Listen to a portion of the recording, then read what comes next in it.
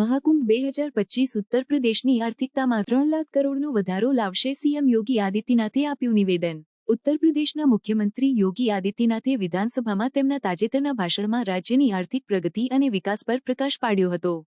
તેમણે જણાવ્યું કે આ વર્ષનું 8,08,736 કરોડનું બજેટ ગયા વર્ષના બજેટ કરતાં 9.8% વધુ છે.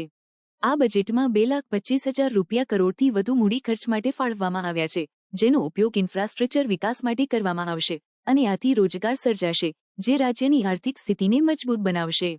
મુખ્યમંત્રીએ મહાકુંભ 2025 અંગે પણ મહત્વપૂર્ણ જાહેરાત કરી, જેમાં તેમણે જણાવ્યું કે આ મહોત્સવ રાજ્યની આર્થિકતામાં ₹3 લાખ કરોડથી વધુનો વધારો લાવશે. તેમણે મહિલાઓના સશક્તિકરણ માટે સરકારના પ્રયાસો પર ભાર મૂક્યો, જેમાં ઉત્તર પ્રદેશ પોલીસમાં 20% ભરતી મહિલાઓની કરવામાં આવી છે અને તેમને દરેક ક્ષેત્રમાં રોજગારની તકો મળી રહી છે. રાજ્યની આર્થિક વૃદ્ધિ પર વધુ પ્રકાશ પાડતા મુખ્યમંત્રીએ જણાવ્યું કે ઉત્તર પ્રદેશની જીડીપી ₹30 લાખ કરોડને વટાવી ગઈ છે, જેમાં ₹10 લાખ કરોડના રોકાણો પહેલેથી જ પ્રાપ્ત થયા છે અને ₹7 લાખ કરોડના રોકાણો પ્રગતિમાં છે. આ પ્રયાસો રાજ્યને $1 ટ્રિલિયન અર્થતંત્ર બનવાના લક્ષ્ય તરફ આગળ ધપાવી રહ્યા છે. મુખ્યમંત્રીએ વિધાનસભામાં શાંતિપૂર્ણ સત્ર માટે વિપક્ષને સહકાર આપવા અપીલ કરી અને જણાવ્યું કે સરકાર અને વિપક્ષ બંનેની જવાબદારી છે કે સત્રને સરળતાથી ચલાવવામાં સહયોગ આપે. તેમણે ઉમેર્યું કે ડબલ એન્જિન સરકાર દ્વારા છેલ્લા 8 વર્ષોમાં ઉત્તર પ્રદેશના વિકાસ માટે જે ધોરણો સ્થાપિત કરવામાં આવ્યા છે તે અભૂતપૂર્વ છે. पर गौरव की अनुभूति करनी चाहिए कि प्रधानमंत्री मोदी जी के नेतृत्व में 10 वर्ष में इस देश में 25 करोड़ लोगों को गरीबी रेखा से उभारने में सफलता प्राप्त की और पिछले 8 वर्ष में हमारी सरकार ने 6 करोड़ से अधिक लोगों को गरीबी रेखा से ऊपर उठाने में सफलता प्राप्त की है.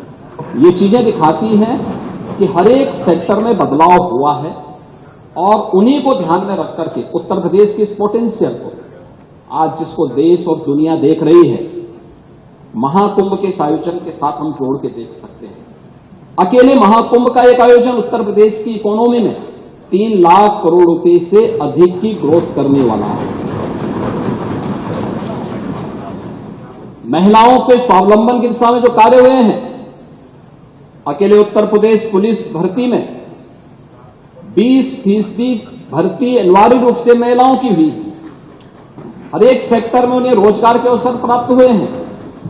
तो ये कहना कि उत्तर प्रदेश कभी इसको अचीव नहीं कर पाएगा, आपकी दुर्भावना हो सकती है, लेकिन सरकार की सद्भावना है कि उत्तर प्रदेश 5 वर्ष में इस टारगेट को अचीव करेगा और 2029 में जिस उत्तर प्रदेश के इस संसाधनों से भरपूर उत्तर प्रदेश को प्रकृति और परमात्मा की कृपा से ओतप्रोत इस उत्तर प्रदेश को, जिसको आप लोगों ने समाजवादी पार्टी की सरकार ने और विपक्षी दलों की सरकार ने देश के बीमारू राज्यों की श्रेणी में खड़ा कर दिया था, देश की 6ठी 7वीं अर्थव्यवस्था के रूप में खड़ा किया था, पिछले 8 वर्ष की डबल इंजन सरकार के प्रयास से दूसरी बड़ी अर्थव्यवस्था बना है और 29 में उत्तर प्रदेश $1 ट्रिलियन की इकोनॉमी भी बनेगा और देश की सबसे बड़ी अर्थव्यवस्था भी बनेगा. इस बात के लिए मैं पूरे सदन को आश्वस्त करता हूं.